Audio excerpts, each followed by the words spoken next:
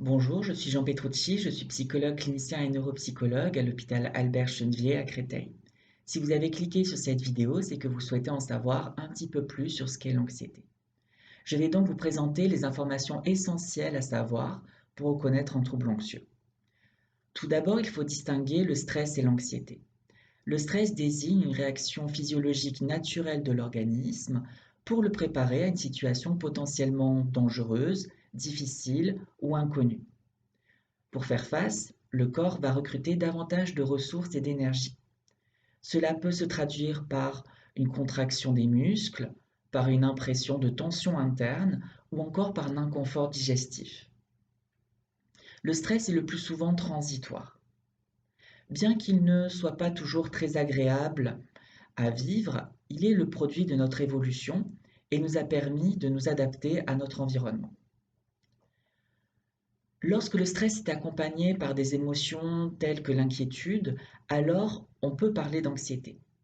Là encore, être anxieux de temps à autre est tout à fait normal. S'inquiéter des résultats d'un concours ou d'un examen, ou être préoccupé par la santé d'un proche sont des réactions tout à fait attendues. En revanche, lorsque l'inquiétude devient envahissante et qu'elle a un impact sur votre bien-être, sur votre activité professionnelle, sur votre vie sociale ou affective, alors on peut probablement parler de troubles anxieux. L'anxiété aiguë ou plus chronique se caractérise par plusieurs symptômes variables d'une personne à l'autre, mais que l'on peut apprendre à reconnaître. Il peut s'agir de symptômes physiologiques, comportementaux ou psychologiques. Tout d'abord, les symptômes physiologiques peuvent se caractériser par des signes cardiaques, par exemple comme une accélération du rythme cardiaque, par des manifestations davantage respiratoires, avoir le souffle coupé, avoir un sentiment d'oppression, ou bien alors par des signes gastro-intestinaux, comme des nausées, des diarrhées, des crampes. On peut aussi constater des réactions physiologiques automatiques, comme une transpiration excessive ou des bouffées de chaleur.